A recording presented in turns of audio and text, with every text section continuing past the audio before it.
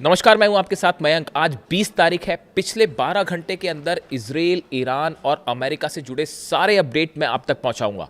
देखिए, इस वक्त की सबसे अहम खबर, ईरान और अमेरिका के बीच जिनेवा में जो बातचीत होने वाली थी वो टल चुकी है और नतीजा ये है, हालात ये हैं कि इजराइल और ईरान एक बार फिर आमने सामने हैं और किसी भी वक्त इजराइल पर एक बड़ी स्ट्राइक कर सकता है ईरान। इस तरह की खबरें सामने आ रही हैं।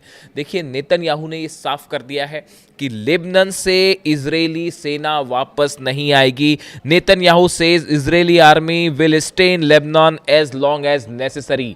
देखिए, ये डील की, इस एमओयू की जो पहली शर्त थी वो यही थी कि लेबनान पर हमले रुकेंगे, लेकिन हमले नहीं रुके।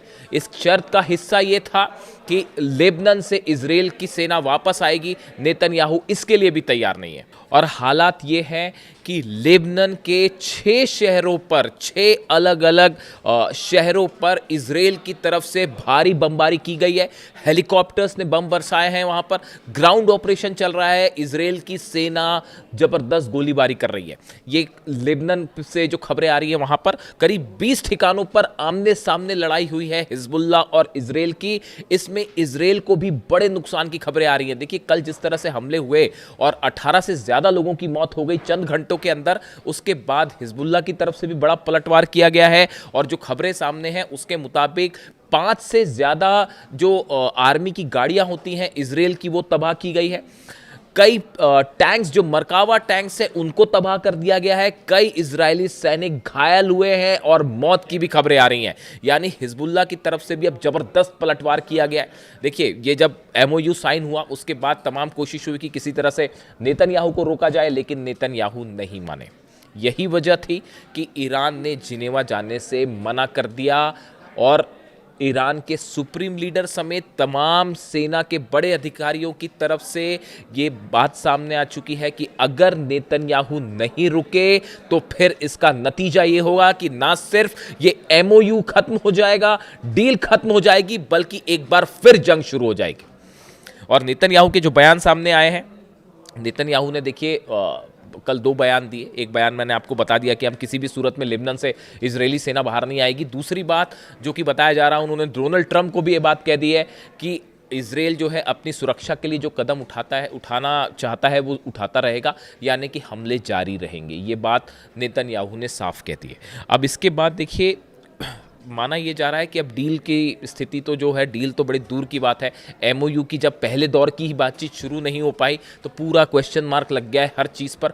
हॉर्मूज से जो अमेरिका के जहाज़ थोड़ा पीछे हटे थे, उन्हें रोक दिया गया है वहीं पे। यानी हॉर्मूज अभी फ़िलहाल धीरे धीरे खुलना शुरू हुआ था, लेकिन 24 घंटे के अंदर ही वहाँ पर जो है हालात फिर से एक दूसरे के आमने सामने वाले हो गए।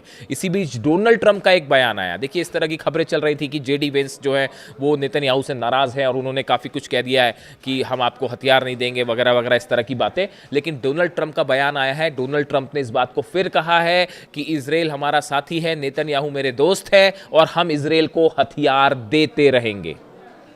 देखिए, ये बात तो है ही। हम हमेशा से आपसे कह रहे थे, मैं बार बार ये बात कह रहा हूँ, इस तरह की जो खबरें आ रही हैं कि ट्रंप और नेतन्याहू में कोई तनाव है, अमेरिका और इजराइल में कोई तनाव है, ऐसा कुछ नहीं है।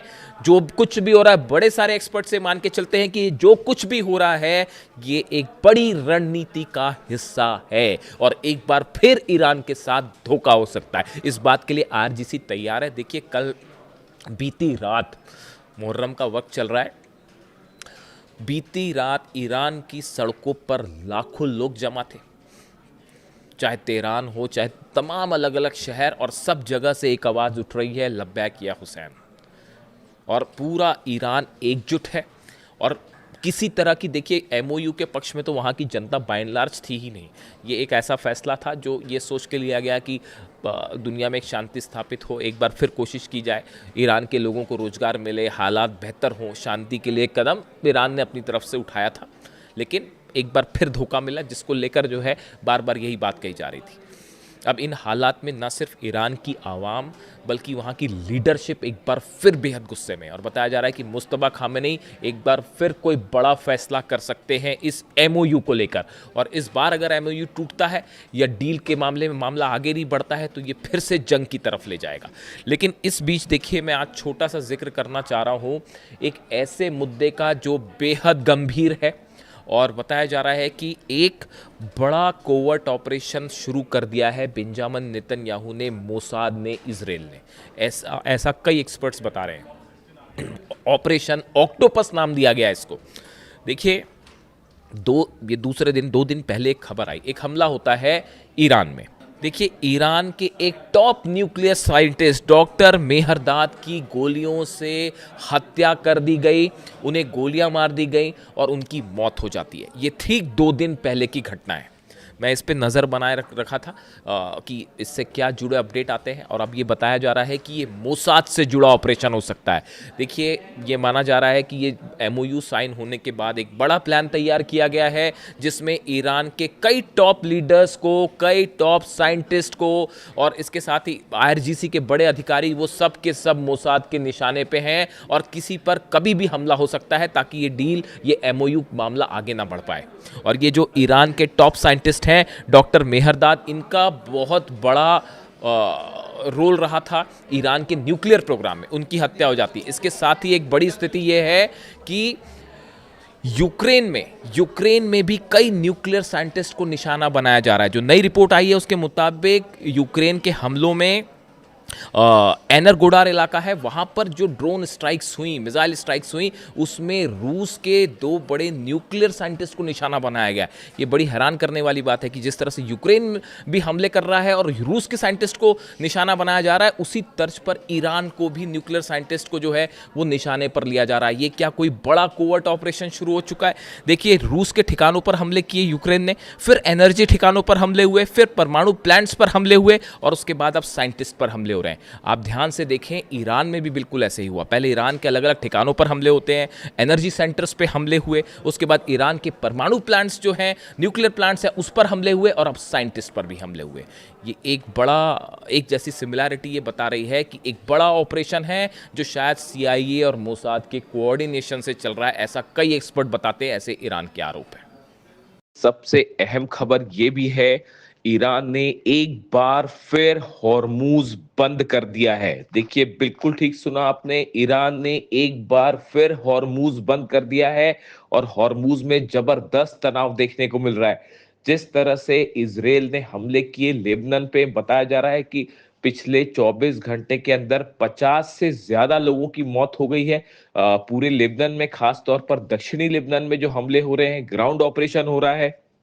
इस बात से नाराज ईरान ने पहले तो जिनीवा में बातचीत के लिए जाने से मना कर दिया, लेकिन उसके बाद एक ऐसा कदम उठाया ईरान ने जिससे डोनाल्ड ट्रंप और अमेरिका भी हैरान है।